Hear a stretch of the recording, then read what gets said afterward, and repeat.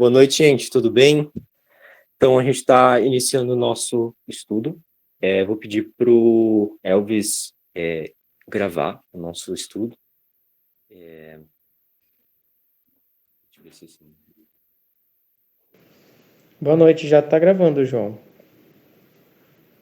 Maravilha, muito obrigado. Então, gostaria de agradecer a todos aí que estão participando conosco.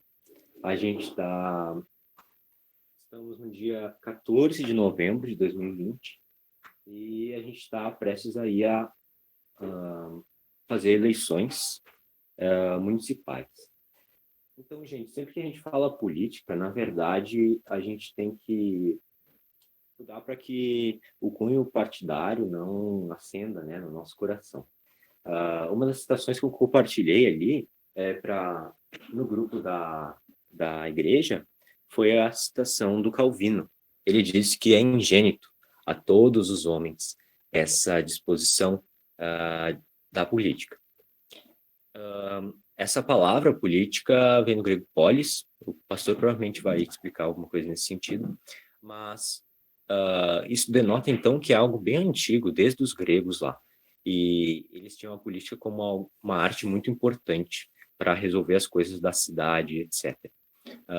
Polis também tinha esse intuito de falar da cidade. Então, gente, sempre que a gente está estudando sobre política, a gente, como cristão, deve entender que esse é um assunto santo. Esse é um assunto que também agrada a Deus. É uma das faculdades que nós devemos agradar a Deus. Nessa citação aí do Calvino também, nós vamos estudar, no próximo estudo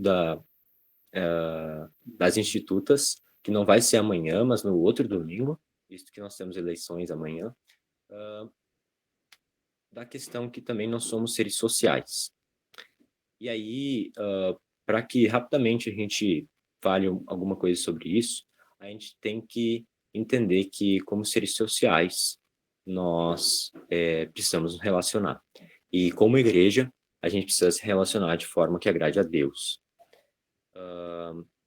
E aí, gente, dito isso, eu gostaria de pedir que o irmão Caio faça uma oração para a gente, para que o nosso estudo possa ser uma bênção, e assim a gente possa votar da melhor forma e exercer essa faculdade conforme o querer de Deus.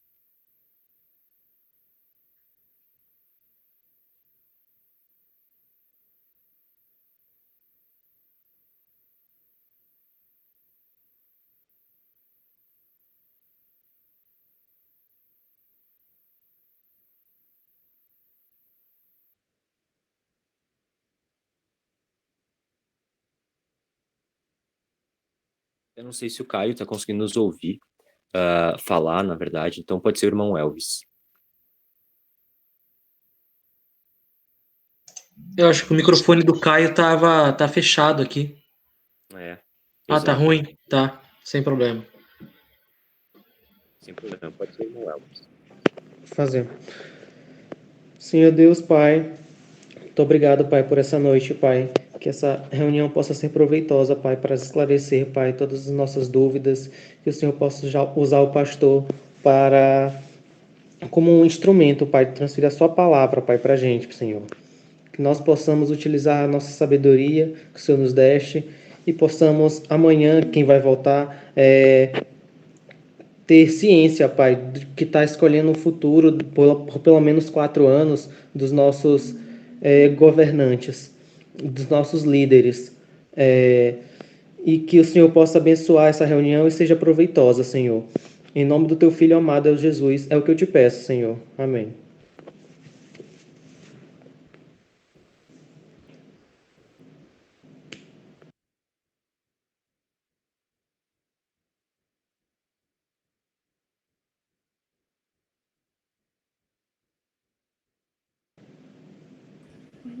Eu não consigo aceitar.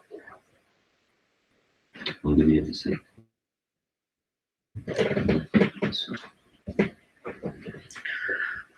Bom, gente, cortou um pouquinho para mim, então acho que deu tudo certo, né? Então, eu quero passar a palavra para o pastor. Olá, meus irmãos, boa noite. Muito bom estarmos aqui neste dia para estudar um pouquinho da palavra de Deus dentro desse tema de cristianismo política, né? Eu vou tentar compartilhar uma tela minha para que vocês possam ver aqui o que eu tenho. Deixa eu ver aqui se eu consigo. Não, eu acho que eu não consigo. Deixa eu ver. Talvez eu consiga. Vocês conseguem ver o meu PDF aqui? Eu não consigo, por enquanto. Ainda não tô vendo também. não. Também não, né? Tá, peraí. Deixa eu fazer aqui, ó. Calma aí. Vê aqui agora. Agora sim. Agora sim. Agora tá indo, né? Tá, melhor do que vocês verem minha cara feia, vai ser vocês, junto comigo, lerem esse texto que eu escrevi numa revista chamada Cristianismo e Política, que a gente lançou um pouco antes das eleições de 2018, as eleições nacionais de 2018. E aí, então, a editora tinha pedido para que eu e outros colegas fizessem uma revista sobre política, e a gente dividiu os temas, dividiu ali o que nós falaríamos, o que cada um falaria, e eu fiquei com 3 lições, e uma das lições que eu escrevi sobre o que compete ao Estado, né? Então, na verdade, hoje, eu vou tentar trazer de forma mais prática possível a ideia do que é cristianismo e política, ou de como que nós nos relacionamos com a política. Como o João mesmo mencionou, a política vem desse termo polis, do grego, né, que significa cidade, é como se fosse, tipo, a vida na cidade, né, mas a política em si, como algo que fala a respeito de uma vida que ela se relaciona do contexto social, ou seja, autoridades constituídas sobre um contexto social, ela é muito mais antiga. Tanto que a posição clássica, assim, daquelas pessoas que são reformadas, elas entendem que, na verdade, o Estado existe por causa do pecado, vamos dizer assim. Foi um meio que Deus usou para, principalmente, coibir a maldade humana. Mas a gente vai chegar até ali na frente, tá bom? Então, o texto que nós vamos ler é 1 Reis, capítulo 12. Então, você está com a sua Bíblia aí do seu lado, pode abrir. Eu também vou abrir aqui na Bíblia, tá? Que é 1 Reis, capítulo 12. Vocês enxergam aí a Bíblia?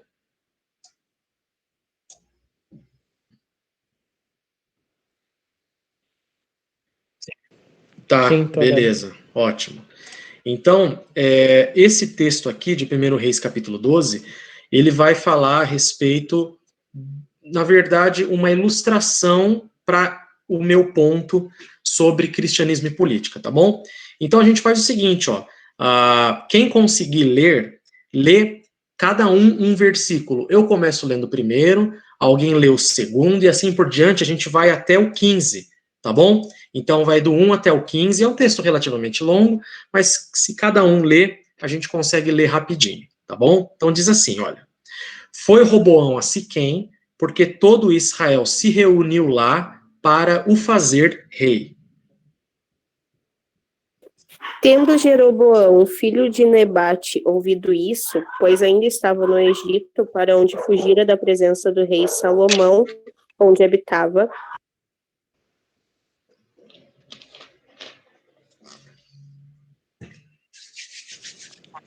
E donde o mandaram chamar, veio com toda a congregação de Israel a Roboão, e lhe falaram.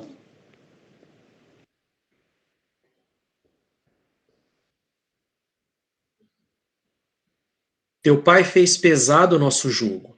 Agora, pois, alivia a tua dura servidão de teu pai e o seu pesado jugo que nos impôs, e nós te serviremos.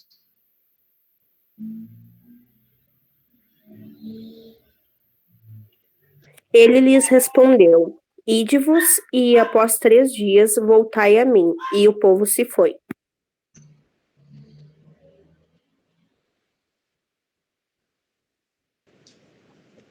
Tomou o rei Roboão conselho com os homens idosos que estiveram na presença de Salomão, seu pai, quando este ainda vivia, dizendo: Como aconselhais que se responda a este povo?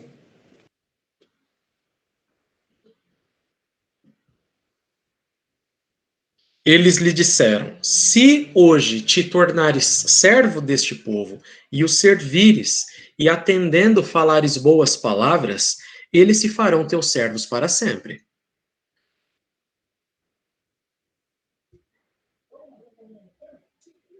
Porém, ele desprezou o conselho que os anciãos lhe tinham dado e tomou conselho com os jovens que haviam crescido com ele e o serviam.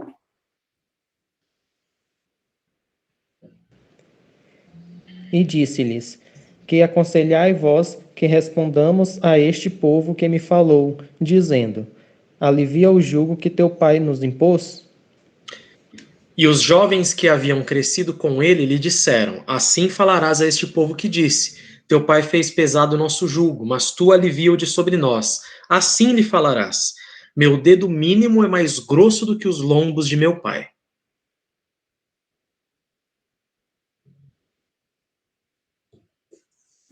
Assim que, se meu pai vos impôs jugo pesado, eu ainda vou-lo aumentarei. Meu pai vos castigou com açoites, porém eu vos castigarei com escorpiões.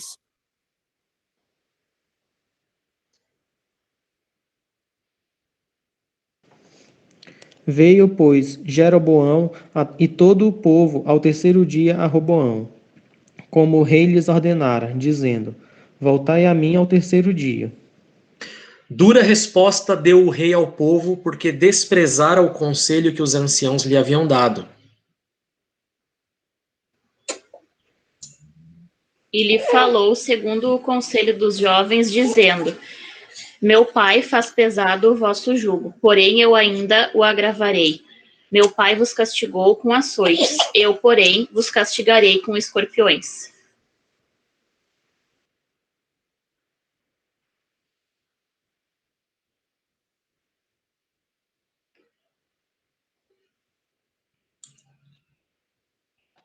O rei, pois, não deu ouvidos ao povo, porque este acontecimento vinha do Senhor, para confirmar a palavra que o Senhor tinha dito por meio de Aías, o Silonita, a Jeroboão, filho de Nebate. Até aí. Então, eu usei esse texto como texto base para nossa aqui introdução, né? E aí eu faço as perguntas aqui, ó. Qual é o papel dos governantes? Essa pergunta tem tudo a ver com política, porque se você não souber o que as pessoas que fazem política devem fazer de acordo com a Bíblia, você provavelmente vai votar em pessoas que você tem afinidade, que provavelmente você ouve uma notícia ou outra, e que, sei lá, você foi influenciado por alguém, alguma coisa nesse sentido. Então, a primeira lição que eu quero que nós entendamos aqui é que nós analisamos o nosso cenário político com as propostas que esses políticos nos apresentam. Veja, se os políticos vão cumpri-las ou não, esse é um segundo problema.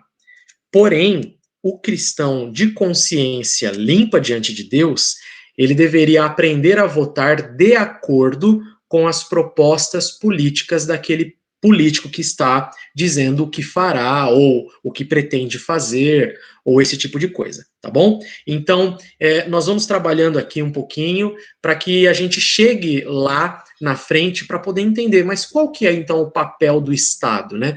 Qual que é o papel que esses governantes têm de forma básica na nossa vida? Eu até faço aqui uma introdução falando a respeito de pensamento mais à esquerda e pensamento mais à direita, dizendo aqueles que têm mais pensamento à esquerda percebem ou entendem que o Estado tem uma responsabilidade maior no nosso meio, né? E outros que estão mais do outro lado pensam que o Estado tem uma responsabilidade menor no nosso meio. Então, a Bíblia, será que ela fala sobre alguma coisa nesse sentido? Então, eu começo já pedindo aqui para que nós evitemos os extremos nesse primeiro parágrafo. Eu falo assim, olha, vamos iniciar evitando os extremos. Como já vimos, então, vimos nessa revista que a gente escreveu aí, e essa lição eu escrevi, o reino de Deus não é deste mundo, tá? Ele não pode ser confundido com qualquer tipo de posição política, partidária ou institucional. Então, eu não posso virar e dizer assim, não, o reino de Deus está representado por aquele político. O reino de Deus está representado por aquela instituição, por aquele partido. Isso não existe, de acordo com a palavra. No entanto, também devemos evitar os jargões que afirmam que a Bíblia não tem nada a ver com política, como se elas não se misturassem. Então, os dois extremos seriam esses. O primeiro é você identificar o reino de Deus como alguma vertente política, como alguma instituição, ou como algum partido, ou com algum cara, assim, algum personagem político. Ou o outro extremo é você dizer assim, não, meu irmão, olha, a Bíblia só fala sobre salvação, ela não fala nada sobre política. Aí você também estaria incorrendo em outro erro. E aí eu até coloco, ó, difícil é quando ambos os lados tentam usar as escrituras para o seu proveito próprio. Por exemplo, transformando Jesus Cristo em um justiceiro social, ou citando textos bíblicos para apoiar as liberdades individuais sem compromisso com a moralidade. Então, extrema esquerda, Jesus Cristo justiceiro social. Ah, cuidou dos pobres. Ah, tal coisa, tal coisa. Quer dizer, quer pegar a figura do Senhor Jesus Cristo, fazer um recorte na escritura, para de alguma forma encaixar na posição política dele. Mas também eu menciono aqui a extrema-direita. Não, que isso? É a liberdade individual acima de tudo. Você pode fazer o que você quiser, seu corpo, suas regras, não tem problema, legaliza tudo quanto é droga, não tem problema nenhum, o cara usa se ele quiser. E aí, essa liberdade individual é em detrimento da moralidade. Então, perceba, ambos os lados políticos têm problemas. E a Bíblia não está apoiando nenhum deles. Essa que é a grande questão. Assumimos assim que a palavra de Deus é sobrenatural. Isto é, ela está além da revelação natural. Exatamente porque ela procede de Deus, não pode ser categorizada como estando integralmente de um lado ou de outro no debate. Então, a gente não pode dizer assim, a Bíblia é de direita ou a Bíblia é de esquerda. Não podemos dizer isso jamais. Também jamais podemos assumir que ela apoia duas posições contraditórias. Não, a Bíblia é tanto de direita quanto de esquerda, né? Não, pois isso é impossível. Ela é a verdade e, como tal, é inspirada, inerrante e infalível.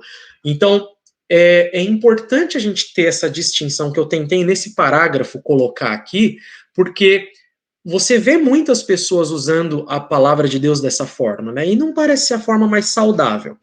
Só que aqui esse parágrafo é muito importante. Por quê? Ao mesmo tempo, existem posições políticas que revelam estar mais próximas dos princípios bíblicos do que outras. Se uma posição política favorece a manutenção e defesa da família tradicional em detrimento de uma pluralidade de opções, ela se mostra mais próxima do ensino bíblico, pois a família, como Deus projetou, consiste de um homem casando-se com uma mulher. Além de reafirmar enfaticamente que o homossexualismo é pecado, anulando a possibilidade de uma suposta união homoafetiva que pudesse ser aprovada pelos magistrados, mas não por Deus. É como se assim, olha, na verdade, o que acontece na política não tem nada a ver com a Bíblia, não tem nada a ver com Deus. Mentira! Então, quando você vai observar, vai analisar as posições políticas que existem dos partidos ou do seu político de forma individual, você precisa levar isso em consideração. Eu usei essa pauta aqui, mas existem N outras pautas que também estão em voga na nossa sociedade e que a gente precisa entender, peraí, mas isso coaduna com a Escritura ou isso fere a palavra de Deus? Então eu termino dizendo assim, olha, dessa maneira, qualquer posição política que defenda o casamento gay, entre aspas, não deveria ser apoiada por cristãos que temem ao Senhor e a sua palavra. Eu coloquei entre aspas porque não pode haver um casamento de forma bíblica entre pessoas do mesmo sexo. Isso não é casamento, entendeu? Isso é, no máximo, essa união homoafetiva, eles se uniram, mas casar-se, como a Bíblia ensina, é um homem e uma mulher. Isso significa que o Estado deve obedecer aos princípios bíblicos? Com certeza. Não há uma esfera dentro desta realidade criada que seja autônoma ao Senhor e ao seu domínio, isto é, os governantes não têm permissão alguma de legislar como se não prestassem contas a Deus. E o meio que ele usou para revelar sua vontade é a sua palavra. Feliz a nação cujo Deus é o Senhor. É o Salmo de 33, 1. Então, queridos irmãos, eu quero que vocês percebam que, na verdade, nós não podemos, primeiro, utilizar a Bíblia como um meio de a gente fazê-la encaixar no nosso posicionamento político. Isso não dá para fazer. Mas também a gente não pode cair no erro de dizer assim que a Bíblia não tem nada a ver com política. São dois erros que precisam ser evitados. Tá? E aí eu agora vou finalizar essa primeira sessão falando a respeito do caso de Roboão. Porque Roboão, ele, de alguma forma... Quer ver aqui, ó. Compartilhar. Roboão, de alguma forma, representa esse político mau, vamos dizer assim. Esse cara que não soube governar. Então, olha só. Quando governantes fogem dos princípios bíblicos de condução de um povo, todos sofrem as consequências. Observemos o caso do rei Roboão. Quando seu pai Salomão faleceu, foi Roboão a Siquém, porque todo Israel se reuniu lá para o fazer rei. Embora o reinado de Salomão tenha sido glorioso, então a Escritura apresenta o reinado de Salomão como um dos reinados mais gloriosos do povo de Israel. Houve um grande preço pago para alcançar esse objetivo. Então é aquilo, não é sem motivo que Salomão tem um reino glorioso. Jeroboão e a congregação de Israel lhe disseram: teu pai fez pesado o nosso jugo. Agora, pois, alivia tu a dura servidão de teu pai e o seu pesado jugo que impôs, e nós te serviremos. Então, olha só que coisa interessante. A carga tributária era muito alta, e em qualquer sociedade do mundo, quando a carga tributária é muito alta, o povo padece. Em qualquer lugar do mundo. Esse é um princípio bíblico eterno. Se você tem pessoas no governo que gastam mais do que arrecadam, ou que arrecadam e usufruem dessa arrecadação para que para que a sociedade se desenvolva, vamos dizer assim, vamos pensar num objetivo nobre, para a sociedade se desenvolver. Nunca é assim, mas beleza, vamos pensar dessa forma. Quem vai sofrer é o pagador de imposto. É a pessoa que paga imposto que vai sofrer. Então, a palavra de Deus ensina sobre isso, e a gente vai ver ali na frente, então. Então, teve um preço pago para Salomão ter um reino glorioso. E aí, quando Jeroboão, que é outro líder levantado por Deus nessa época, para poder, de alguma forma, questionar o que estava acontecendo, para retornar o reinado à base de Davi, por exemplo, eles dizem isso: olha, Salomão, ele puxou realmente demais na questão dos impostos. Mas se você aliviar o nosso jugo, a gente vai te servir. É isso aqui que ele está dizendo. Os anciãos lhe deram um conselho de aliviar a pressão para que o povo pudesse servi-lo de bom grado. Olha, se você aliviar esse jugo, o povo vai te seguir, o povo vai entender que você quer o bem. No entanto, ele preferiu ouvir o conselho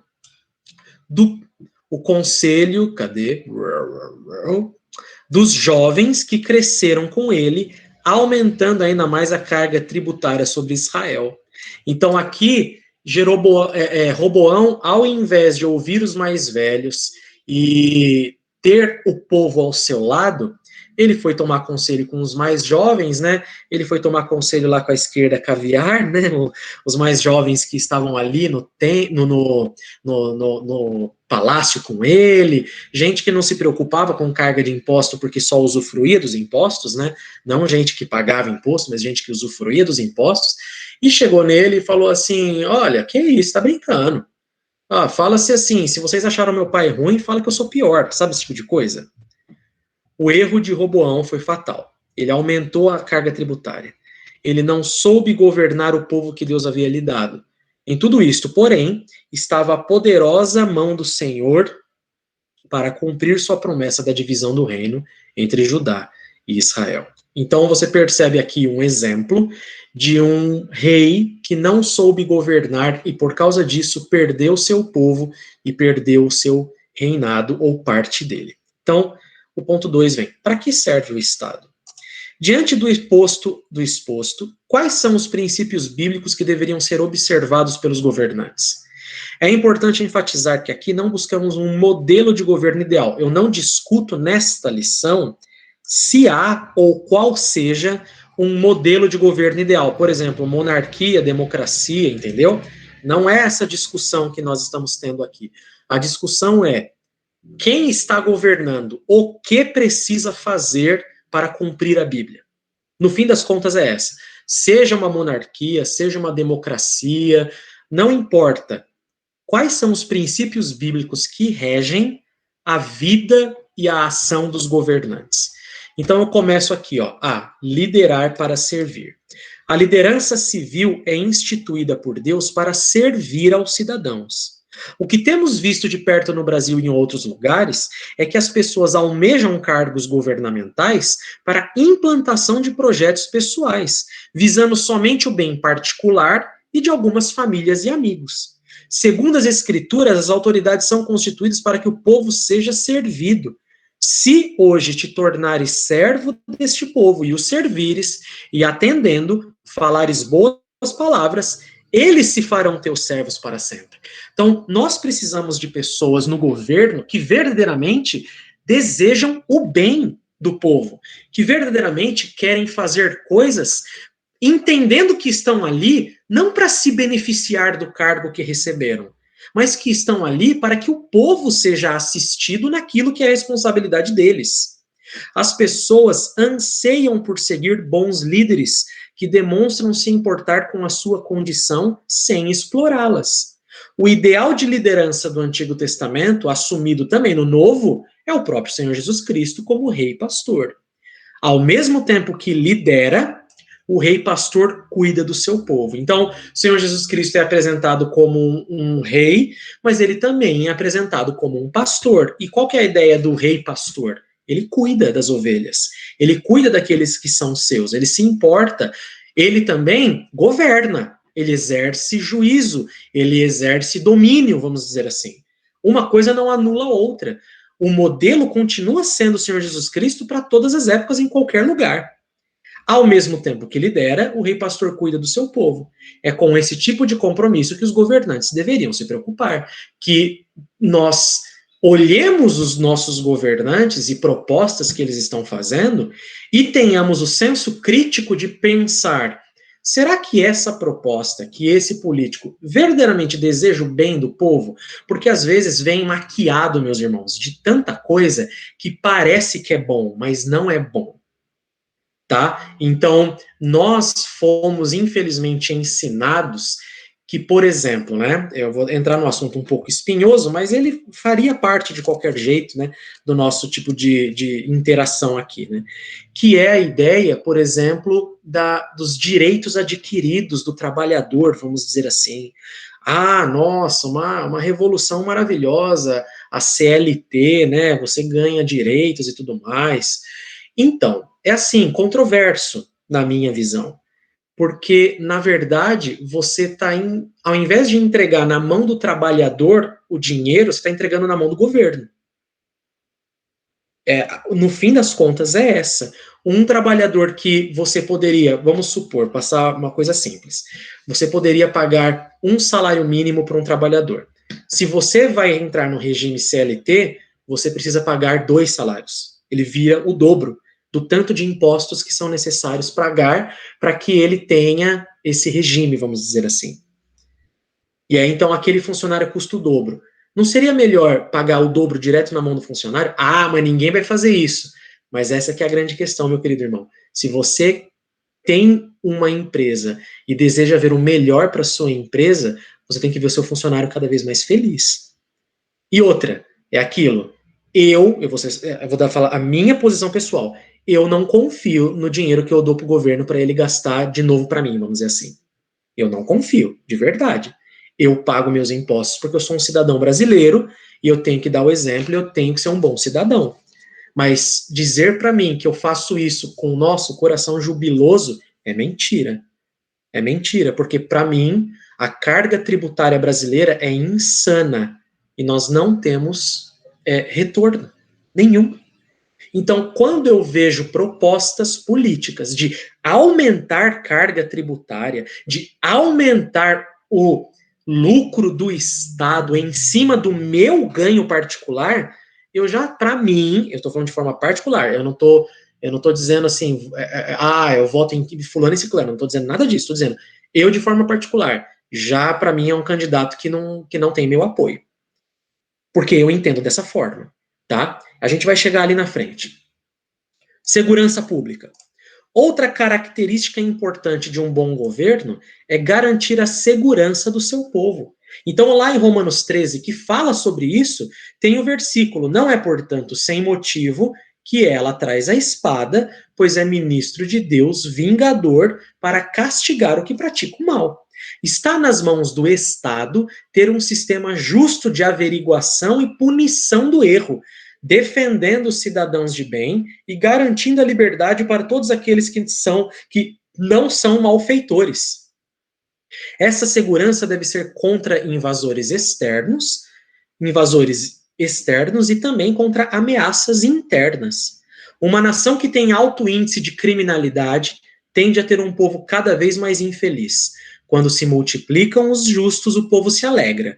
Quando, porém, domina o perverso, o povo suspira. Provérbios 29, 2. Então, uma das atribuições claras do Estado, e eu estou usando aqui os três poderes, né, legislativo, executivo e judiciário. Uma das atribuições do Estado é garantir a segurança pública. Essa é uma das atribuições do Estado. Aí, o que acontece? Essa atribuição que Deus concedeu ao Estado também é limitada, porque o Estado só intervém quando o crime já aconteceu, num certo sentido, irmão. Então, tem um livro muito bom para você ler que chama Com Liberdade e Justiça para Todos. O nome do livro é Com Liberdade e Justiça para Todos, da editora Monergismo. O autor chama Joe Morecraft. Ele vai, nesse livro, trabalhar a ideia, primeiro, da defesa pessoal, ou seja, Deus garante que nós precisamos desenvolver um sistema de defesa pessoal nesse sentido, para proteger nossos bens e nossa família. Então, é responsabilidade nossa, principalmente dos homens, garantir a defesa da sua família, garantir a defesa do seu bem patrimonial, não deixar um invasor entrar e fazer qualquer coisa, não deixar alguém fazer maldade com a sua esposa, com seus filhos. É responsabilidade do homem. Só que, em alguns casos, a polícia só chega quando o crime aconteceu. E é ela que precisa investigar e punir aqueles que cometeram um crime. Entendeu? Então, a Bíblia equilibra essas duas coisas. Uma das atribuições do Estado é essa segurança pública.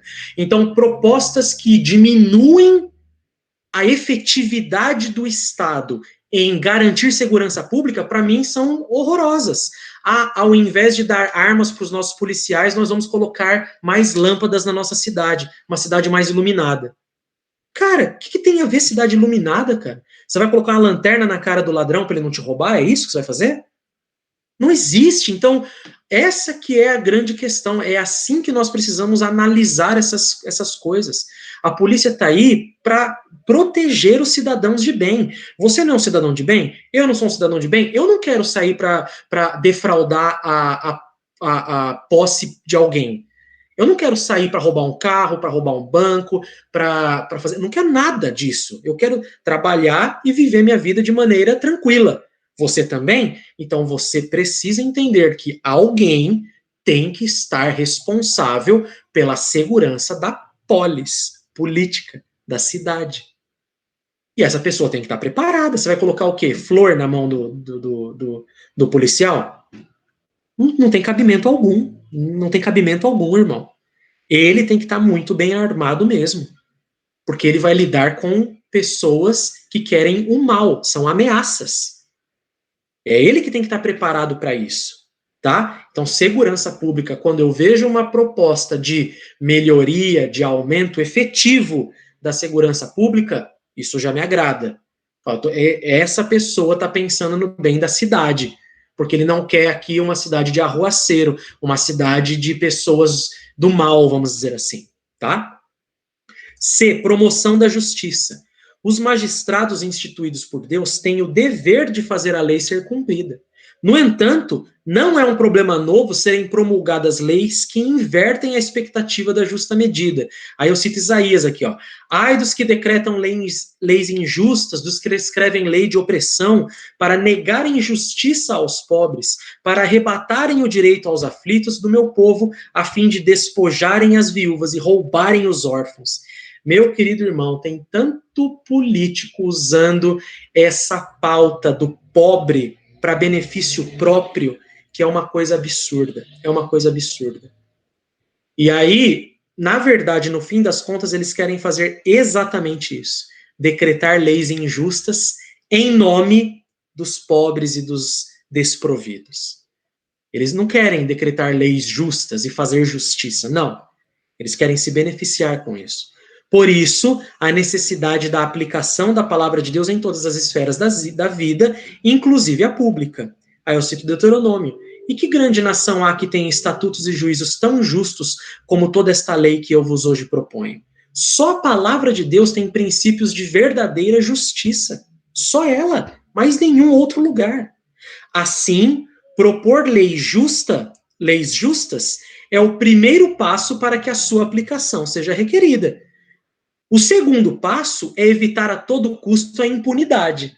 As escrituras advertem com frequência aqueles que desejam distorcer o julgamento justo. Não torcerás a justiça, não farás acepção de pessoas, nem tomarás suborno, porquanto o suborno cega os olhos dos sábios e subverte a causa dos justos. Qual que é o jargão da justiça brasileira? Que só vai preso o pobre, só vai preso quem não tem um bom advogado. Todos aqueles outros que cometeram crimes até hediondos, que têm uma boa estrutura de advogados, pagam os mais caros que existem, eles não padecem o que deveria. Mas no fim das contas são leis injustas e suborno. No fim das contas é isso. Deus é o justo juiz, ele está vendo tudo isso. No entanto, nós precisamos lutar para que os nossos políticos entendam isso e coloquem isso em prática. Gastos frugais. Primeiramente, é importante destacar que a coleta dos impostos não é um princípio reprovado por Deus. Aí vem uma posição política que vai dizer que imposto é roubo, né? Eu vou dizer para você que não. Não necessariamente todo imposto é roubo. Eu vou dizer que a carga tributária pode se tornar uma medida do Estado assaltar o povo, né? Tem uma frase do Milor Fernandes que é maravilhosa. Ele dizia assim, eles me forçam a pagar o imposto, depois me chamam de contribuinte. Quer dizer, quem disse que eu queria contribuir, né? Mas aí eles me forçam a pagar o imposto, e é imposto, né? Por isso que é imposto. É colocado sobre você. E depois te chamam de contribuinte. Ah, você está contribuindo. Não pediram permissão para eu contribuir, né? Só me vão lá e me mandam contribuir, vamos dizer assim. Mas existe uma que é justa. Pagai a todos o que lhes é devido. A quem tributo, tributo. A quem imposto, imposto. A quem respeito, respeito. A quem honra, honra. O Senhor Jesus confirma a mesma ideia quando perguntado pelos seus adversários se era lícito pagar tributo a Roma. Sempre tem os espertinhos da vida, né? Senhor Jesus, a gente está aqui na Judéia e tem Roma que está esse jugo pesado sobre nós. Será que a gente precisa mesmo pagar imposto? Ele lhes respondeu, dai a César o que é de César e a Deus o que é de Deus. No entanto, as escrituras também advertem que o aumento desenfreado dos impostos leva um povo à pobreza. O rei justo sustém a terra, ele sustenta a terra, mas o amigo de impostos a transtorna. Olha só, o rei justo é aquele que sustenta a terra, mas o amigo de impostos é aquele que faz com que ela se torne um lugar transtornado.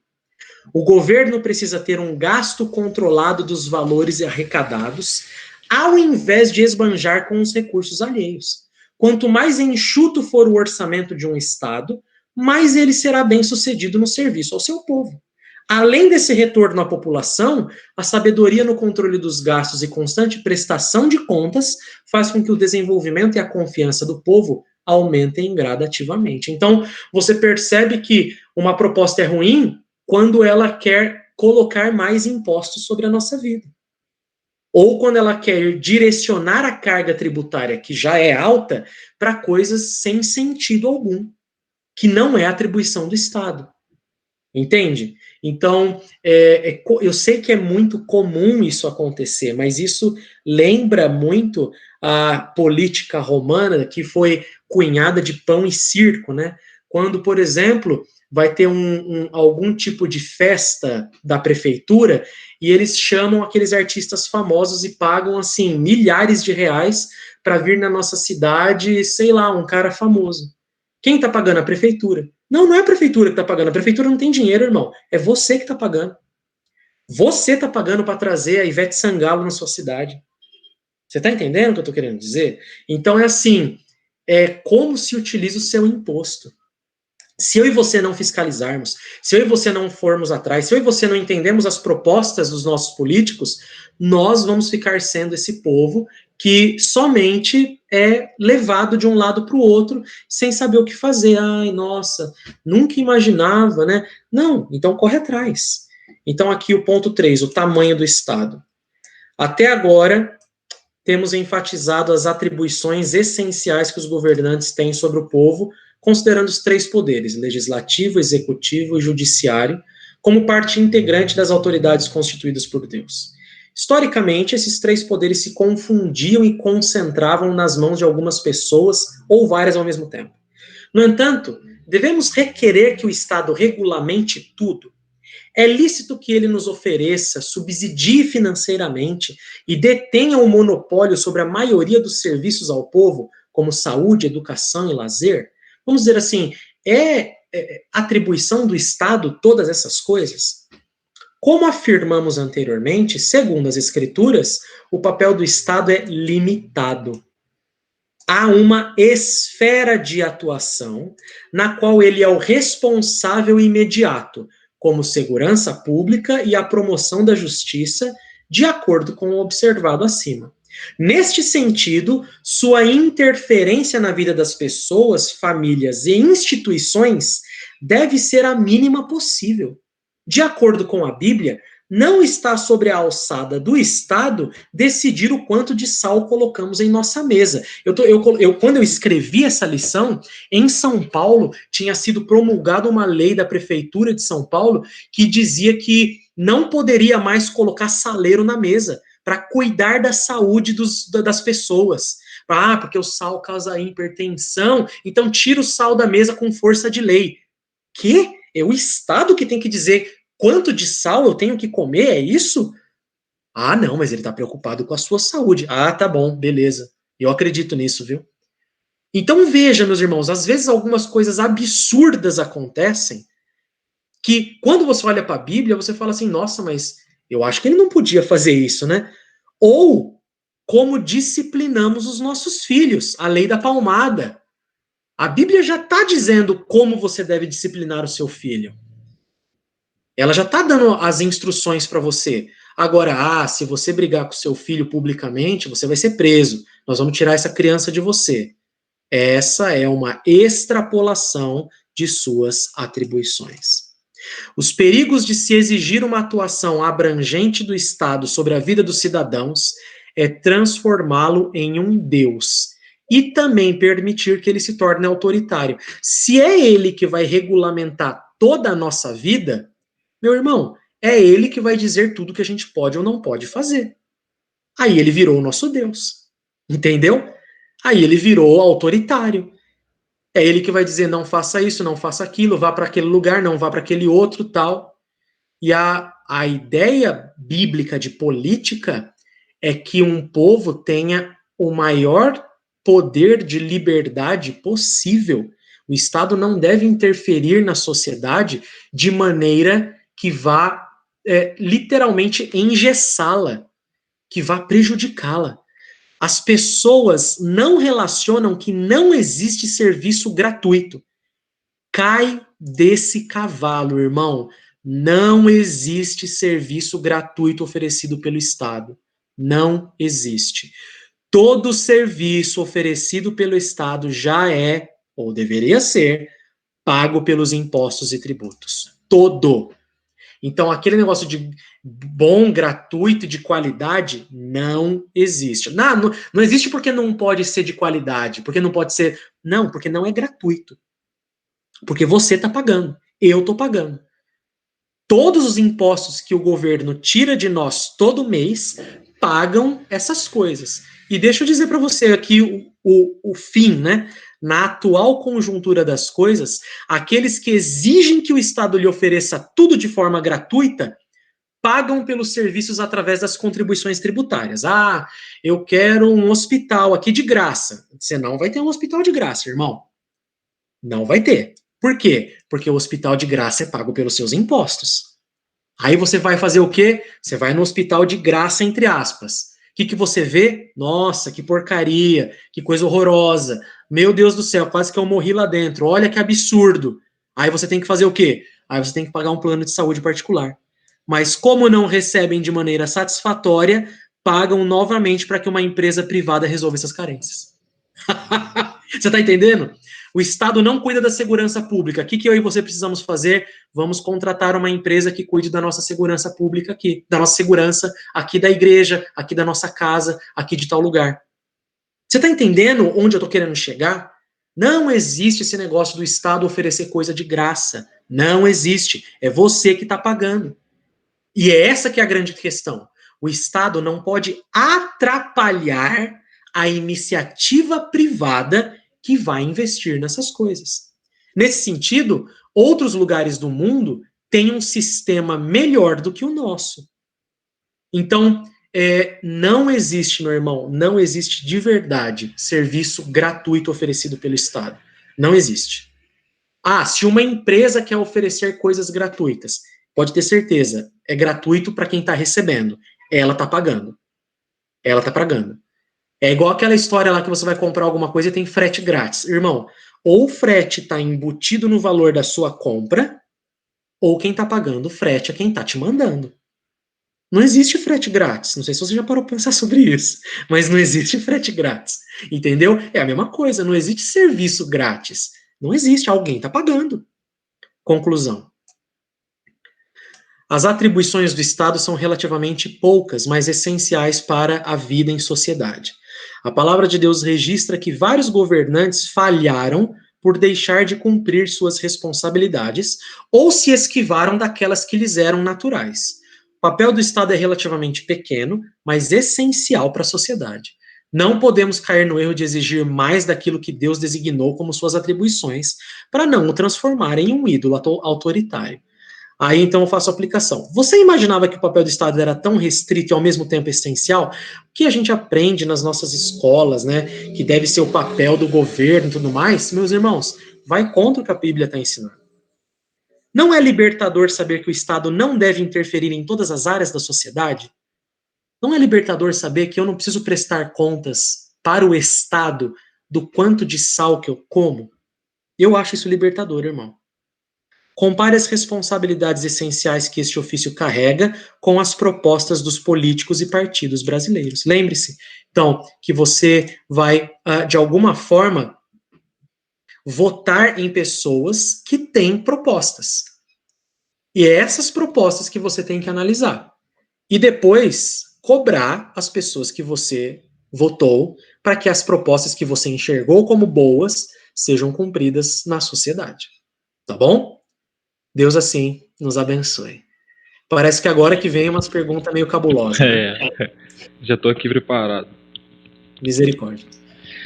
Pastor, assim, lá no início do estudo, você falou lá da questão da parte da família, que esse candidato a líder...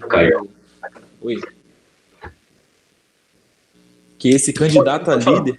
É que eu tô falando aqui pelo telefone, tá ruim no notebook. que esse candidato a líder, ele tem que seguir os princípios. Para nós, os princípios bíblicos, que é principalmente o da família, tá? No caso, assim, que vamos supor que esse candidato, ele siga todos esses princípios bíblicos e ele falhe em um outro quesito. Como eu devo optar, como eu devo escolher o melhor entre aspas, o melhor candidato para que assim seja o nome do Senhor seja glorificado? Como eu erro menos nessa hora? O que eu devo dar preferência, no caso? Excelente pergunta, Caio. Excelente pergunta de verdade. Eu não sei. Brincadeira. A gente cai nesse dilema terrível na nossa vida. Principalmente aqui no Brasil, né? A gente cai nesse dilema terrível de você olhar para um candidato e perceber que talvez em algumas áreas ele tem boas propostas e em outras áreas ele tem propostas ruins, vamos dizer assim. O que eu diria para você, à luz de tudo que a gente ouviu? Eu diria para você que busque candidatos que tenham boas propostas naquela área que o Estado tem mais responsabilidade. Naquela área que o Estado tem mais ação como a Bíblia ensina. Então, por exemplo, tem um candidato que ele vamos proteger os animais, tal. Legal, proteger os animais é bom, vamos dizer assim, né? Não é ruim proteger os animais. Mas, meu querido, e para proteger a minha família de um bandido? Não, veja bem, vamos colocar mais lanternas na cidade. Irmão, azar o seu. Mais lanternas na cidade, nada. Eu quero os caras matando bandido, irmão. Eu não quero... Você tá entendendo onde eu tô querendo chegar? Então, veja, a gente coloca ali, dentro daquela estrutura bíblica, do que é mais importante para nós e para nossa sociedade. Então, tem um candidato que tem uma proposta muito boa para manutenção da família tradicional, vamos dizer assim. Mas ele também tem uma dificuldade em outra área. Vamos conversar com esse candidato. Esses caras estão aí para servir o povo. Eles estão para servir o povo, entende? Então, eu colocaria dessa forma, Caio. Se a Bíblia está dizendo que a principal atribuição do Estado é cuidar, por exemplo, da promoção da justiça, da segurança pública, de manter os bons costumes, candidatos que tenham isso mais enfaticamente devem receber mais a nossa atenção, tá? Então, as coisas mais importantes primeiro, vamos dizer assim. Então, eu pensaria dessa forma, se eu fosse escolher um candidato. Em quais áreas que o Estado tem mais obrigação? Tem nessas. E esse cara, nessa área, ele diz que é muito bom. Ele diz que vai trabalhar isso. Então ele já tem minha atenção, pelo menos. Não sei se ele tem meu voto, mas ele tem minha atenção. Agora, a gente pode ser enganado, que foi o que aconteceu no Rio de Janeiro com o Witzel, infelizmente. Porque ele foi eleito com o discurso de meter bala na cabeça de traficante.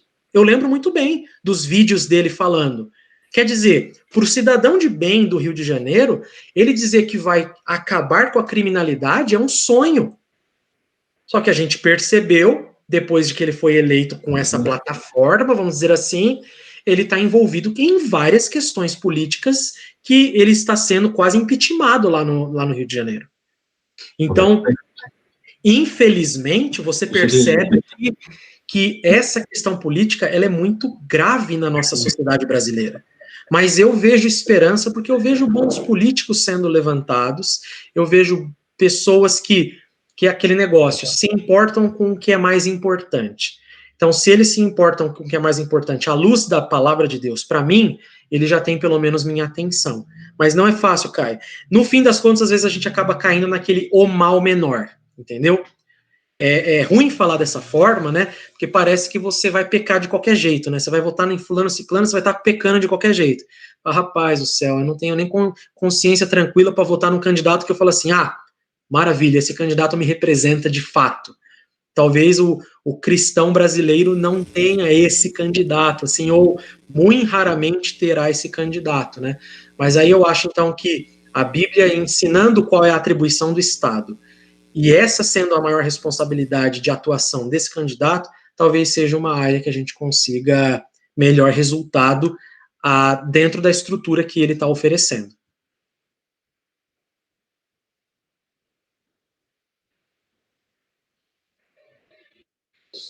Eu? Manda, Ayrton. Uma pergunta bem leve, tá? São Não, duas imagina. perguntas, na verdade. Puxando um pouco mais para a questão do espectro político. Duas perguntas.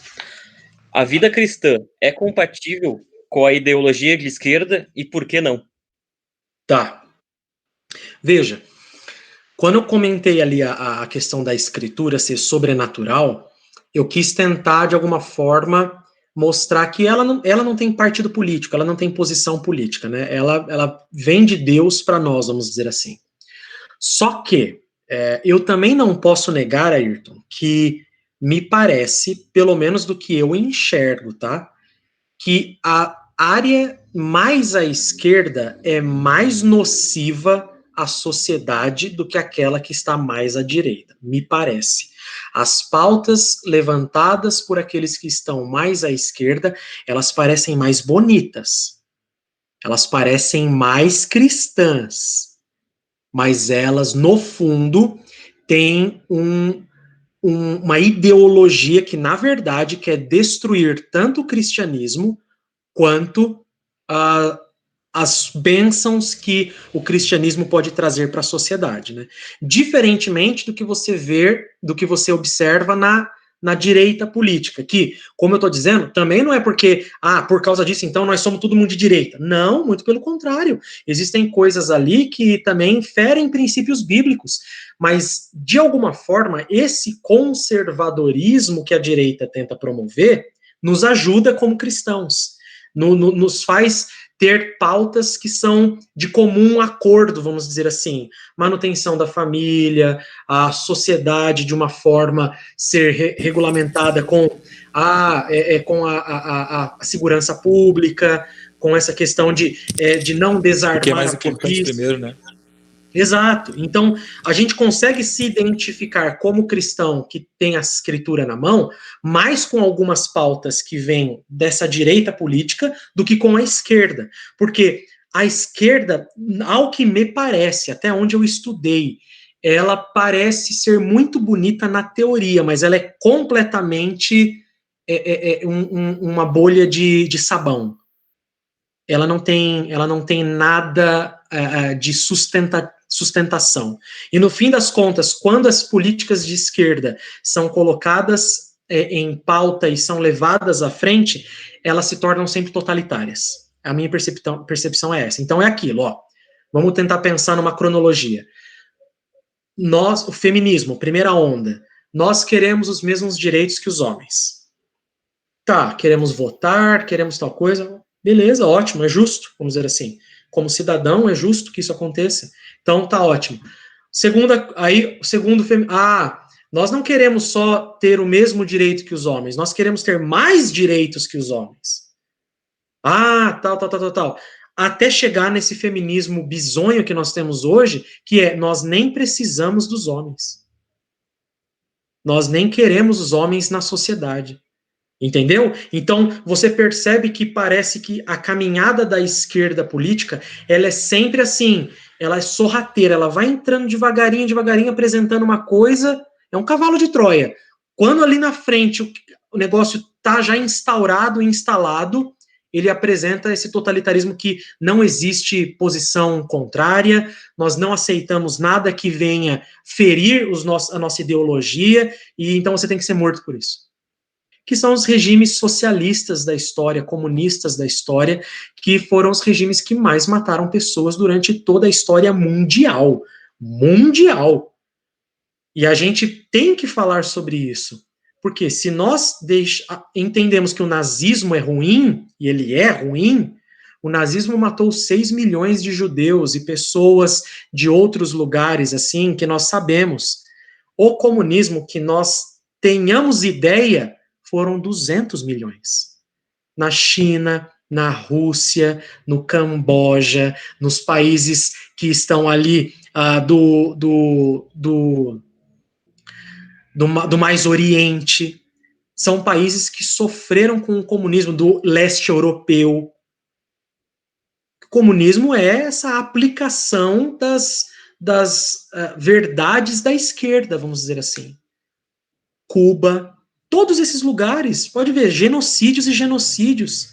Então, me parece isso, Ayrton, que o cristão, para apoiar um negócio desse, ele precisa meio que realmente fechar os olhos e assim, prefiro minha ideologia do que a Bíblia, ou do que eu estou vendo que essa ideologia pode trazer para a sociedade. Entendeu? Então, eu penso que ela é mais nociva à sociedade do que uma direita política. Mas e a extrema-direita nazi-fascista lá, que o pessoal sempre comenta? Existe? Existe também, né? Os tais dos arianos lá, dos caras que querem seguir ainda. Cara, é tudo ruim, é tudo errado, vamos dizer assim, é tudo péssimo. Mas você percebe que em questão de estrutura, eles não estão querendo se infiltrar na sociedade com um discurso bonito. Eles só assumem o que são, pronto, nós somos assim mesmo, eugenista e tal, e a esquerda não, ela vem com um discurso político muito polido. Nós queremos cuidar dos pobres, nós queremos que vocês tenham uma vida melhor, mas no fim das contas, ele vai lá e arrebenta, entendeu? Então, na minha posição, na minha visão, é isso. E dá para dizer que do outro lado do espectro, o anarcocapitalismo também seria meio que antibíblico, digamos assim? Sim, eu creio que sim. Até pelo fato que a ideia de anarquia na escritura é uma ideia de ímpio.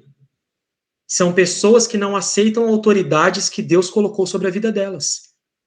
Então, eu diria que com certeza. E uma sociedade sem governo é uma sociedade perdida nesse sentido. É uma sociedade que também, com certeza, vai para o caos. Mas eu vejo esses anarcocapitalistas, a maioria deles é mais nessa área monetária mesmo. É mais na área do mercado, vamos dizer assim, né? E imposto novo, né?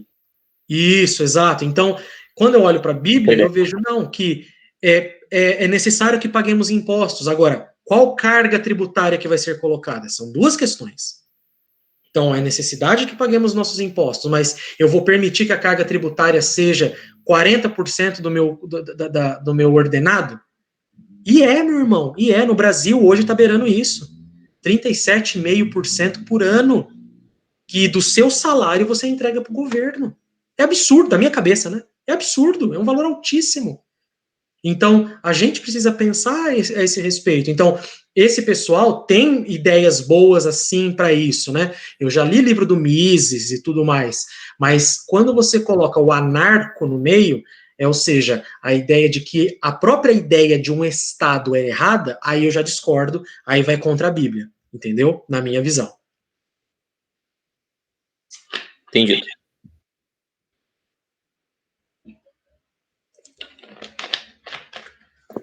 Pastor.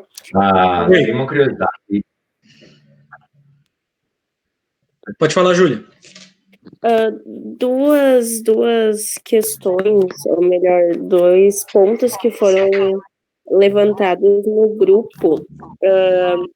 Então, se for pertinente, né, gostaria que o senhor opinasse ou falasse um pouco sobre biblicamente o que achar sobre políticos que defendem porte de armas e a pena de morte. Tá, entendi. Então, questão difícil, Júlia, também, porque a gente foi sempre muito influenciado por essa ideologia da esquerda, né? E a gente vê, então, que ela parece que quer o bem da sociedade, né? Desarmamento e tudo mais, mas no fim das contas, ela está tirando do povo a responsabilidade que o povo tem, né? Então, de forma bem clara e bem simples, a Bíblia não é nem contra desarmamento e nem contra a pena de morte, nenhuma das duas. A Bíblia, inclusive, ela ensina que a pena capital, para alguns casos, é fazer justiça, tá? Então, é interessante isso porque a gente aprende literalmente o contrário. O Estado, ele não foi colocado por Deus para exercer misericórdia nesses casos, né? Que a gente pensa que, mas que maldade, vai matar a pessoa e é assassinato. Não. Deus levantou o Estado para punir malfeitores até com a morte, se necessário. Ele é vingador. Então, quando lá em Romanos 13 está falando a respeito disso, ele fala que você deve temer o Estado porque ele é espada vingadora. E a Escritura vai dizer assim, se você tirar a vida de alguém, você tem que pagar com a sua vida, porque é vida por vida. Tem outro livro da editora Monergismo que também chama Vida por Vida, que essa é a ideia a pena de morte nos casos que a Bíblia apresenta, tá bom, irmãos? Nos casos que ela autoriza nós fazermos. E pena de morte não é você cometer vingança, que seria o caso assim, o cara matou meu irmão, aí eu vou lá e pego uma arma e mato o cara, aí pronto, para pena de morte. Eu obedeci a Bíblia. Não, você não obedeceu, você desobedeceu, na verdade. Quem vai ser o vingador nesse caso é o Estado, através das suas leis e da apuração e tudo mais. Então, a pena de morte é bíblica. O porte de armas, ele é um anacronismo do que a Bíblia ensina sobre a pessoa poder defender-se, ter o direito de defender-se de ameaças. Então, lá em Êxodo, Deus vai nos ensinar que eu e você podemos e até devemos defender a nossa família e a nossa propriedade de ameaças. Então, se hoje nós temos essas armas de fogo como um meio de se defender, não há proibição de nós termos isso, entendeu? Agora, o que é sempre colocado? Armas matam, né? Mas essa que é a grande questão. A arma não mata ninguém, irmão. Quem mata é a pessoa. Pessoas matam. E elas matam com arma, matam com faca, elas matam elas matam de qualquer jeito, com pedra, entendeu? Então, tanto que tem até a designação arma branca, né? É óbvio. Você tá vendo alguém num parque aqui e tal, um monte de família, o cara segurando uma faca. Você já vai achar estranho. Você vai falar, nossa, que estranho, né? Mas a ideia aqui da autodefesa é exatamente essa. Ela não é para ataque, ela é para defesa. Então, se houver uma ameaça contra você ou a sua propriedade privada, você tem o direito de defender-se. E você pode fazer isso através de uma arma de fogo nesse sentido, tá? Então, tanto desarmamento quanto pena de morte são assuntos polêmicos, porque a gente foi recebendo literalmente durante toda a nossa vida uma lavagem cerebral que isso é errado. E que isso vai, no caso do Brasil, né? Imagina se tiver porte de arma liberado, você vai ver o caos que isso aqui vai virar. Aí você olha as estatísticas, os países mais seguros do mundo, eles permitem que os seus cidadãos portem arma. São os países mais seguros do mundo. Suíça, Estados Unidos, todos eles são países que você pode ter uma arma para se defender de ameaças. E eles são super seguros. Tal. Tem outros que não permite também são. Verdade. Mas por quê? Porque provavelmente a polícia tem um efetivo muito bom e a apuração do erro e a apuração do crime é muito justa. Então, você também diminui criminalidade dessa forma, tá? Mas não é um erro você querer defender-se com esses recursos, tá bom? E a pena de morte, como eu disse, ela tanto está presente no Antigo Testamento, quanto está presente no Novo Testamento. E para mais chocante ainda para nós, é que o apóstolo Paulo vai dizer que no caso da pena de morte justa, é cumprir o amor, porque a lei se resume em amar. Então, quando o Estado cumpre a lei da pena de morte num caso justo, ele está demonstrando amor pela sociedade. Entende? Isso que para nós é mais difícil, às vezes, de entender. Mas, de fato, a lei de Deus é justa, vamos dizer. Foi Deus que a entregou, né? Então, se a gente não confiar nela, dificilmente a gente vai conseguir confiar em qualquer outra coisa.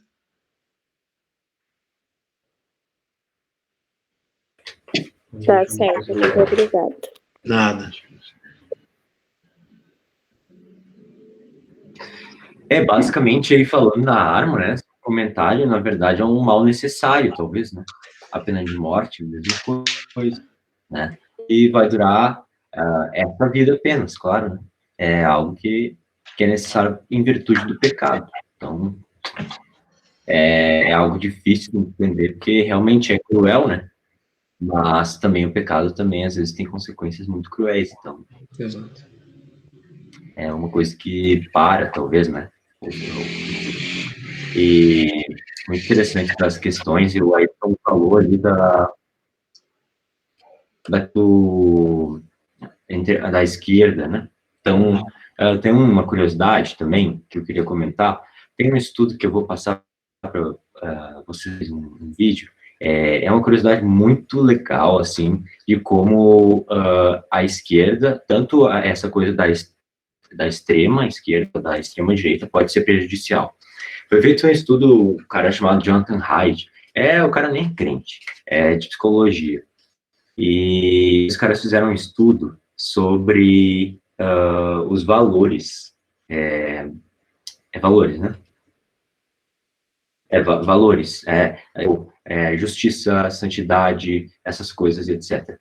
E aí foram pesquisar isso nas eleições americanas, lá na época do Obama. E aí os caras, o Jonathan Haidt, ele pensou, eu vou pesquisar sobre isso e eu vou achar a esquerda muito mais alinhada aos valores, ou seja, com uma gama de valores muito maior, muito mais completo. E aí a direita toda desvirtuada. Então, só que quando eles fizeram o estudo, apareceu um gráfico assim, né? Então, a esquerda muito inferior de valores, com muito poucos valores, e indo em direção à direita, aí na centro-direita atinge toda a gama de valores que a gente considera como cristãos, santidade, justiça, agora não estou lembrando outros, enfim. E aí, quanto mais foi para a extrema-direita, foi de novo. Então, eles observaram que, na verdade, é do ser humano esses valores e que nesses discursos extremos desaparecem, né? Então, a gente sempre sai prejudicado por uma dessas coisas. Interessante, né? Vou passar para vocês depois. Mas eu queria fazer 2 perguntas também. Assim, o Josi tem outras também depois. Como a gente pode elaborar um diálogo, né? Porque, então, a gente chegou num ponto legal, assim, né? Que a gente definiu que, de fato, existem critérios essenciais para nós como cristãos. Então, que a gente não pode deixar de lado, que está nas escrituras. Então, mas aí, quando a gente conversa com pessoas e tal, sobre pessoas que, às vezes, não têm critérios cristãos, como é um diálogo? Porque a nossa primeira vontade é rechaçar, né? E aí a gente faz um diálogo, né, com essas pessoas que têm essas ideologias deploráveis ou são muito extremas de um lado. Aquela frase tosca, se tal presidente fosse eleito, o Brasil seria diferente, tal, não sei o quê, né? Ou seria melhor, ou seria perfeito, aquelas coisas meio redentoras, né? Que, como tu falaste aí, é uma extrapolação das esferas, né? Então, a gente entender que a política está na sua esfera e é ali que ela deve ficar, né? Sob o senhorio de Deus e tal. Me fiz claro. Sim, entendi. Olha, eu acho que para manter o diálogo, a gente precisa primeiro conhecer a nossa própria posição política à luz da Bíblia, né? Então, você entender quais são os princípios bíblicos que te levam a olhar para a política e a vê-la e a enxergá-la no que é principal, no que é importante, no que, sei lá, naquilo que é política, vamos dizer assim. Então, conheça mesmo os seus próprios princípios baseados na Bíblia. Fala assim, olha, eu acho que para mim uma boa política deveria ser assim, assado, à luz da palavra de Deus, vamos dizer, né? Assim, assado, deveria cuidar disso, daquilo e tudo mais. O segundo é você evitar caricaturas, porque ao mesmo tempo que a gente pode cair no erro de ter caricaturas a respeito do próximo, eles também têm muitas caricaturas a respeito de nós que somos cristãos, né? E então, nós expressarmos que, olha, na verdade, isso que você está me dizendo não é verdade, sabe aquele negócio? Eu não acredito nisso que você está falando. Ah, não, mas você não é crente? Você não é... Não, se você quiser me ouvir, eu posso te explicar. Então, de fato, é conhecer bem sua posição para poder explicar para as pessoas qual seja, né? E aí, então, na posição das pessoas, também conhecê-la, não evitar fazer a caricatura da posição dos outros.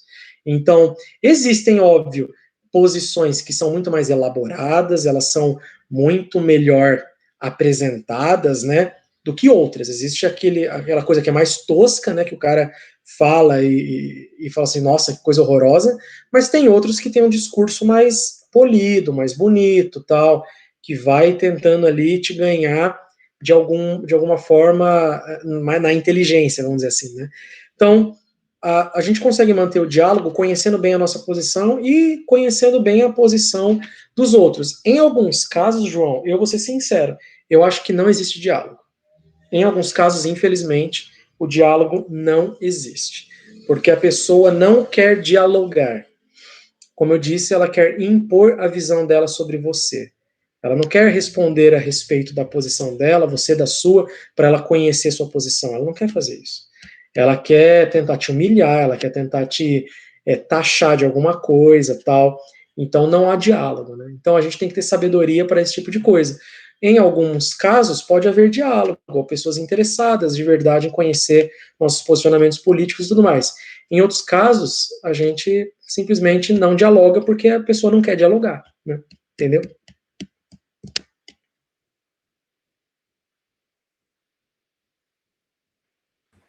Perfeito. Muito obrigado, pastor. Nada. Não, eu só queria comentar mais alguma coisa também, fazer uma pergunta, Pois não. caso tenha tempo, mas eu só queria dizer que foi muito bom e que eu acho que, assim que possível, quando Deus quiser fazer mais e talvez os específicos para adentrar mais e tal, e até sobre economia, enfim, que é uma coisa que eu vejo que tem muito pouca posição em relação, assim, da igreja, né, enfim, sobre isso. E a minha pergunta seria sobre a idade penal. Qual que deveria ser, né, assim, talvez não tão específico, 16, 18 anos, enfim, mas visto que isso é um problema que facilita muito, né, o crime, e qual deveria ser, ou, melhor ainda, se deveria existir algum tipo de maioridade penal. Entendi. Olha, pelo que eu já li da palavra de Deus, pelo que eu entendo, assim, Boa.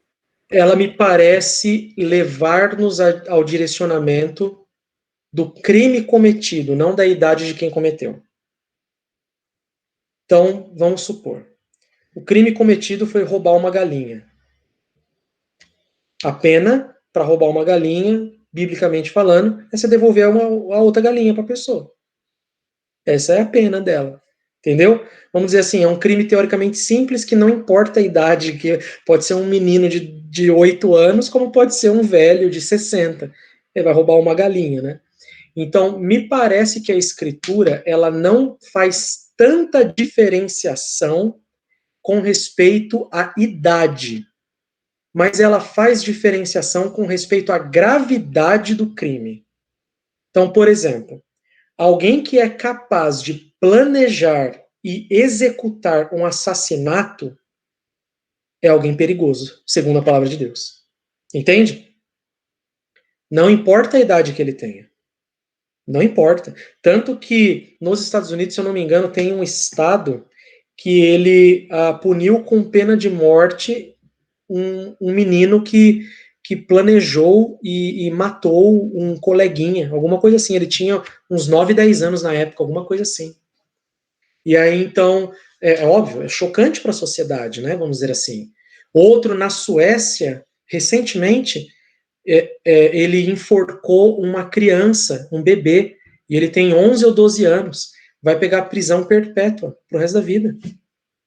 Então, eu imagino que a palavra de Deus se preocupe mais com a gravidade do crime do que com a idade que a pessoa cometeu o crime. Entendeu? Óbvio que ela também vai fazer uma gradação de que quanto mais velho você for, mais responsabilidade você tem.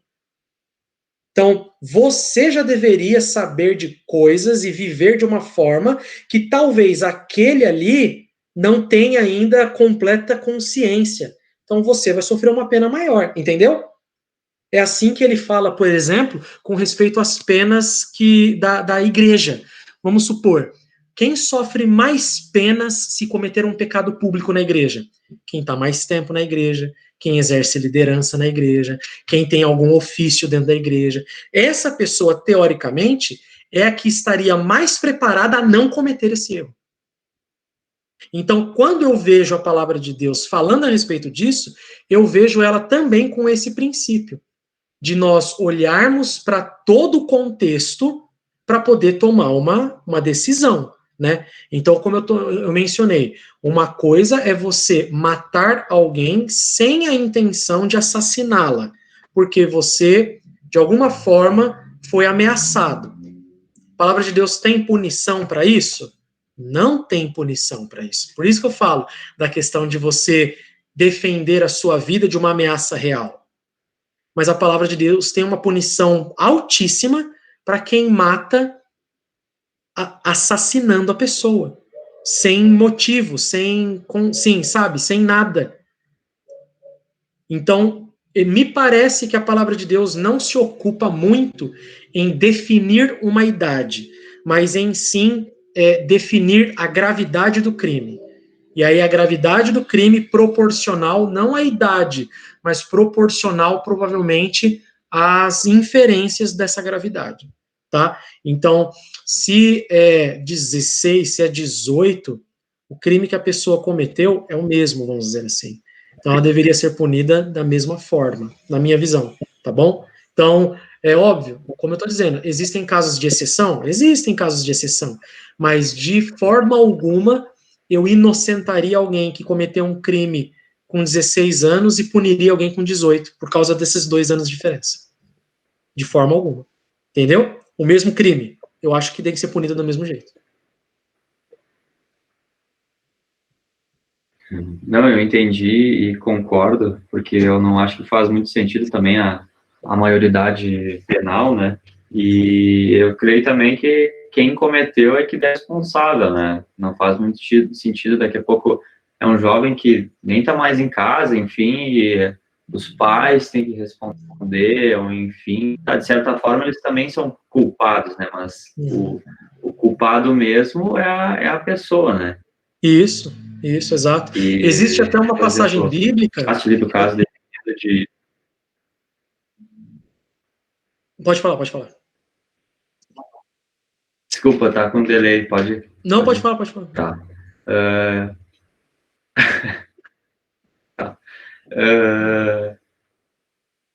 Desse menino de 9, 10, enfim, talvez se ele não recebesse uma prisão perpétua, ou, enfim, algo parecido, uma punição parecida, ele viesse se tornar, sei lá, Hitler, ou o segundo ditador da China, da Bolívia, uma coisa assim, né, nesse sentido. Sim. E eu ia falar da passagem bíblica de um filho que se torna ameaça para os pais. A palavra usada para filho ali parece ser já de uma pessoa mais velha. Não é a palavra filho que é usada para criança pequena. Que aí o que acontece? A responsabilidade dos pais, nesse caso ali no texto bíblico, é levar as autoridades judaicas e dizer: esse filho é uma ameaça para nós e para a sociedade. Aí as autoridades dão conta dele, entendeu? Mas parece ser alguém mais velho mesmo, tá? Então é assim, eu não definiria por idade, mas definiria por essa questão de ameaça, crime, proporcionalidade, entendeu?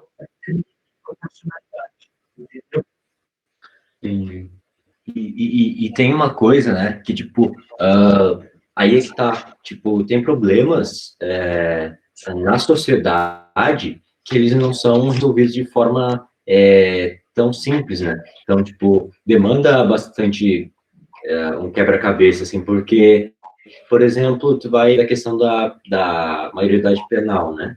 Aí tem até uma jurista muito boa, esqueci o nome dela, ela fala da prisão dos adolescentes de hoje, o adolescente sai pior, né?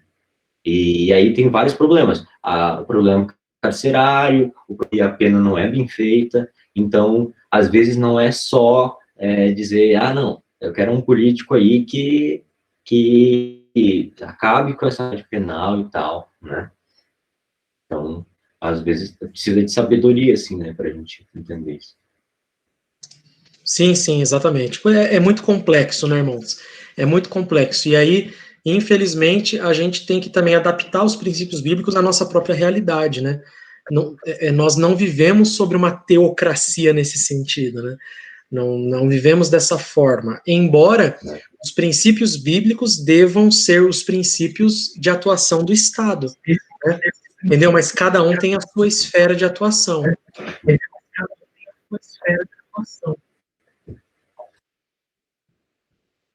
Mais alguma outra pergunta, meus irmãos? Dá tempo ainda? Claro. Por mim, dá, né? Não sei, vocês sabem. Na verdade, não é bem minha, é da Bruna. Até onde é lícito para um cristão apoiar ou votar em algum político criminoso, digamos assim, condenado criminalmente? Ou não tem nada a ver? Condenado criminalmente, eu acho que é um erro, né? Porque, teoricamente, essa pessoa deveria estar presa, vamos dizer assim, né? Foi o que eu falei da questão da lei injusta. Então, se é comprovado que o cara cometeu um crime e tudo mais, que ele tem um sítio em Atibaia, alguma coisa nesse sentido, eu acho, cara, que esse tipo de gente não tem que ter nunca mais vida política no nosso país, entendeu? Esse tipo de pessoa, o cristão nem assim, nem cogita pensar em. Eu estou brincando com esse caso, mas são tantos no nosso Brasil, são tantos, que a gente fica até desanimado. Mas eu digo para você que esse seria, para mim, um dos crivos de pensar que não tem aptidão para a vida política, vamos dizer assim, né? Eu não votaria em alguém condenado, por mais bonita que fossem as propostas que ele tem, provavelmente ele já seria inapto, porque ele com certeza não está vivendo aquilo que ele está promovendo, vamos dizer assim.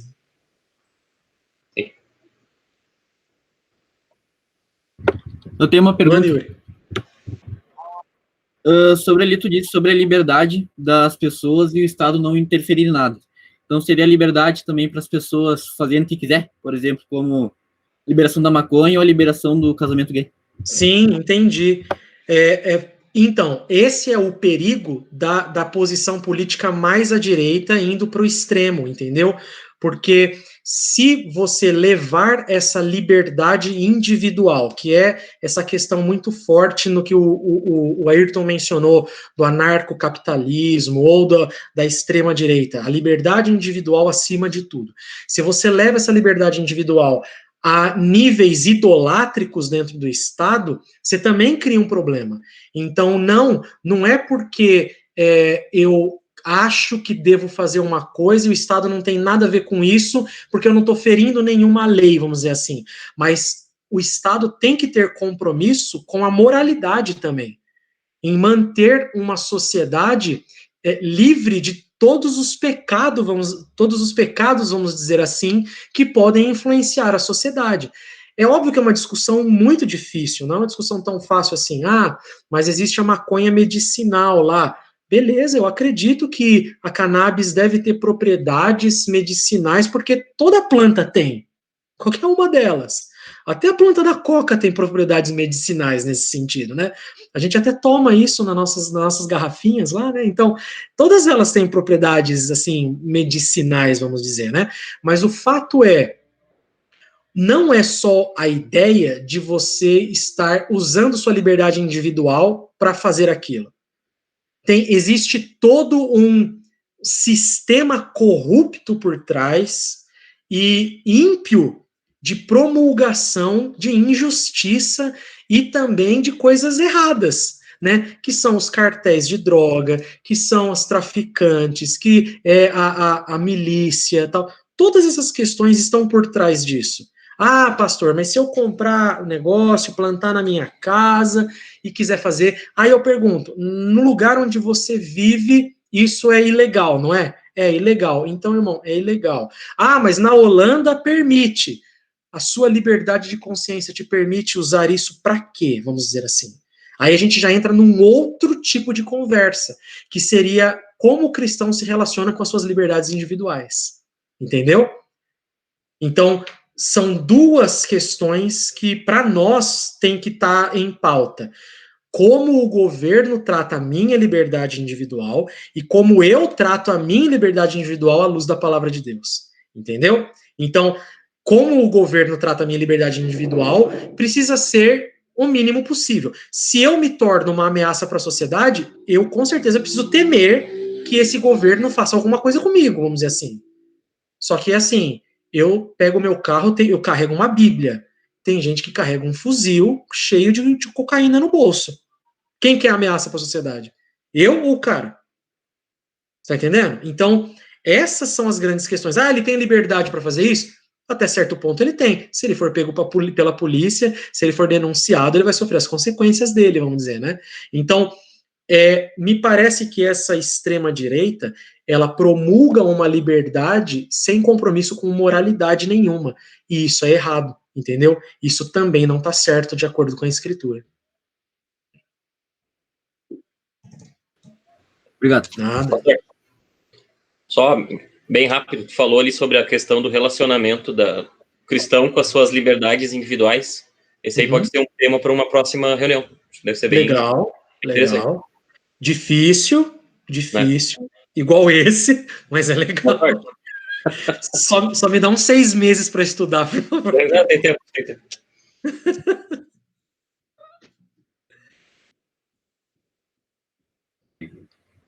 Gente, dessa questão da liberdade, eu ainda não vi no nosso meio estudo sobre liberdades individuais. Eu acho que vale muito a pena fazer mesmo. Mas tem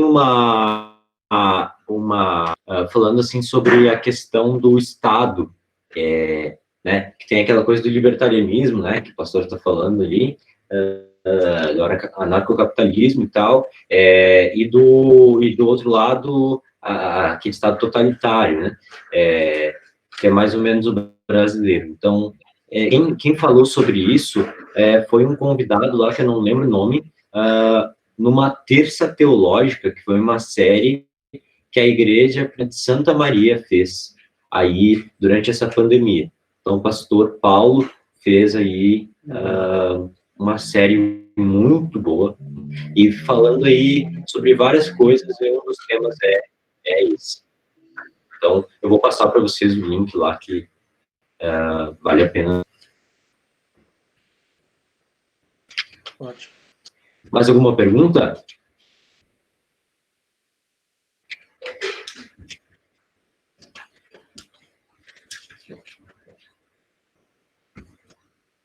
Bom, gente, então eu quero dar umas dicas de essa aqui que o pastor falou, ó. Então, com liberdade e justiça para todos. Dá para escrever aí? O quê? Eu coloco no WhatsApp. Eu mando no WhatsApp depois. Então, esse livrinho aqui do Joe Morecraft, acho que foi o que o pastor mais citou, assim, né, da questão da justiça, da liberdade. Cara, é muito bom mesmo. Ele é presbiteriano, é bem confiável. E aí, o outro é esse aqui, do Abraham Kuyper, Calvinismo. Tem um capítulo em especial, que é o capítulo sobre política, né? Aí Kuyper vai falando de como o calvinismo se relaciona com todas as esferas da vida. Ele vai fazendo essa questão das esferas, né? Quem também fala disso é o Herman Doivert, mas é uma leitura mais difícil. O Abraham Kuyper é bem tranquilo de entender sobre política. Vale a pena, tá? Ambos têm a editora presbiteriana. Não.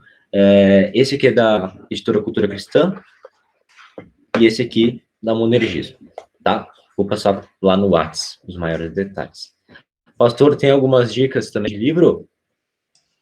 Olha, nessa área, esses dois são muito bons, né? Tem um livro do Wayne Grudem também, e do David Koyzis, sobre política. Eles são, para mim, né, inferiores ao do Joel Morecraft. O do Joel Morecraft é melhor, mas eles também trazem boas visões, né? Do David Koyzis é aquele Ilusões e Visões Políticas. Eu não lembro se é pela Fiel ou se pela Vida Nova, tá? E o do Grudem também, acho que é Política Segundo a Bíblia, que eu também não lembro se é da Fiel ou se é da Vida Nova, mas é uma dessas duas. Então, são livros bons para você poder ler, se inteirar e tudo mais, né? Para você ter, assim, são autores bons, né? Então, esses dois eu lembro de cabeça, sim, né? E tem livros que não estão em português, infelizmente não existe em português. Tem livros mais densos também, que aí seria para quem quer se especializar nessa área e tudo mais, né? Tem autores que falam direto, por exemplo, o Herman Doiver mesmo fala muito sobre a área jurídica pública à luz da palavra de Deus e tal, mas ele já é uma leitura mais densa e tudo mais, né? Mas para conhecer mesmo, eu acho que esse do Morecraft, o Calvinismo do Kuyper, o Visões e Ilusões Políticas do David Koyzis e também o Política Segundo a Bíblia do Wayne Grudem são bons para a gente começar a conhecer um pouquinho. E sobre pena de morte especificamente, aquele Vida por Vida, tá? Que eu esqueci o nome do autor, mas também é da editora Monergismo.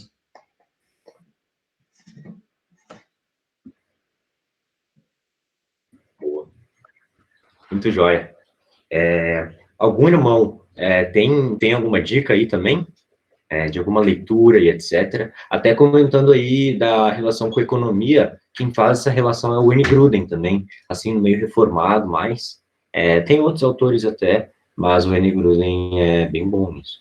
Algum irmão tem dicas sobre livros assim nesse sentido?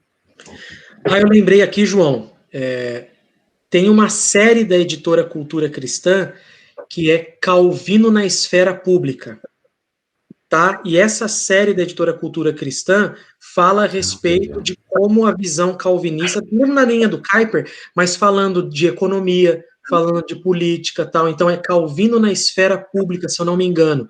O que escreve sobre economia, eu acho que é David Hall, o nome dele, tá? Eu sei porque minha mãe dá palestras nessa área para ir na igreja e eu indiquei para ela esse livro, ela gostou muito, falando como que nós, enquanto calvinistas, enxergamos a macropolítica, a micropolítica, mas voltado na economia, entendeu? Como que nós podemos enxergar esse tipo de coisa, monopólio, tal, poupança, aquela reserva em ouro, reserva em dólar, ele trabalha um pouco essas questões aí, e não trabalha talvez com criptomoeda ainda, mas ele está de alguma forma trabalhando nessa questão de como nós nos relacionamos com essa vida pública na área da economia.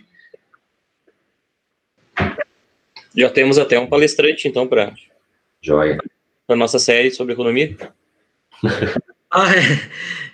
Pois é, então, né? Vamos ter que ver isso aí, né? Se o cachê for alto, quem sabe, né? Se a gente dá um jeito. Nada que um churras não paga. Não, então tá fechado. Agora fechou, só me fala dela.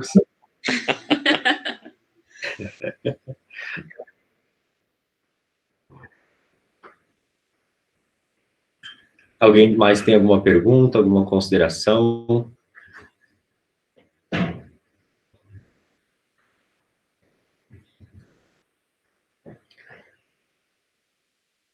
Então, como eu disse, a gente vai dar um pouco aí da questão do Calvino, né, que, como eu falei ali para os jovens, num dado momento ali que nós estávamos só nós, vamos estudar aí no final de semana que vem, domingo, às 9h30 da manhã, vamos falar aí um pouquinho também da visão do Calvino sobre política, tá? Sobre o que ele achava, ele comenta brevemente nas Institutas, e o Calvino é muito bom que ele fala de quase todos os temas nos comentários dele, né, pastor? Então, ele vai fazendo como a partir das escrituras ele vai pegando né? Então é maravilhoso, assim. O comentário dele sobre o Pentateuco, principalmente, né, que são onde estão as leis de Deus a respeito das várias áreas da sociedade, é magistral nesse sentido. Então ele tem uma posição assim muito bíblica, politicamente falando, economicamente falando, porque pega as leis de Israel e vai tentando aplicar e explicar como que poderiam ser aplicadas na nossa vida, né? Exato. Lembrando que o Calvino até participou da legislação de Genebra. Ele fez parte do Conselho de Genebra, né? Influenciou, e tanto que você vê que hoje a cidade de Genebra é uma cidade horrível, né? Uma cidade feia, é uma cidade pouco segura, é uma cidade que ninguém quer visitar, ninguém quer ir para lá, tipo Havana, Genebra, né?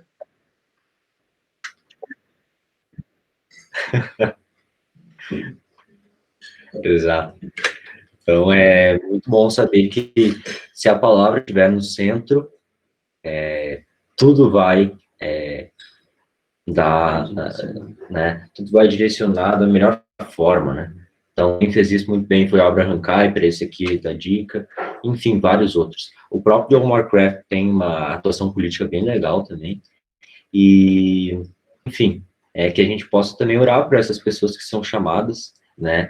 Temos muitos aí, eu não vou citar por questão de, enfim, sempre a política a gente tem que tomar cuidado, mas tem irmãos na fé que aqui no Rio Grande do Sul e no Brasil estão fazendo um ótimo trabalho sobre isso, então que a gente possa orar por eles também.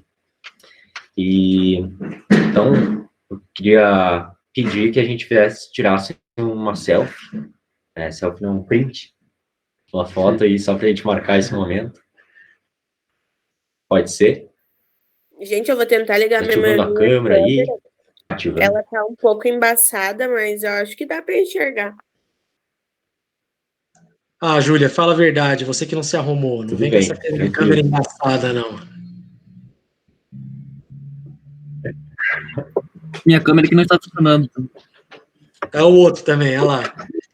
O Yuri não pijama.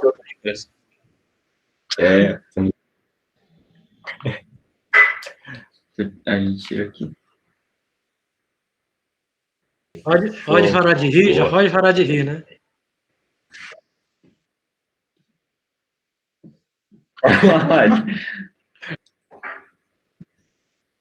Show, gente. Show. Muito obrigado, galera. Boa noite. Então, Deus boa abençoe, noite. gente. Agradecer ao Boa noite. pastor novamente. Muito obrigado pela disponibilidade. Boa O noite. que precisar é só contar comigo. Se tiver churrasco, então, pode contar 2 vezes. Boa noite. Boa noite. Boa noite, Deus abençoe. Tchau. Boa noite. Não. Tchau, gente.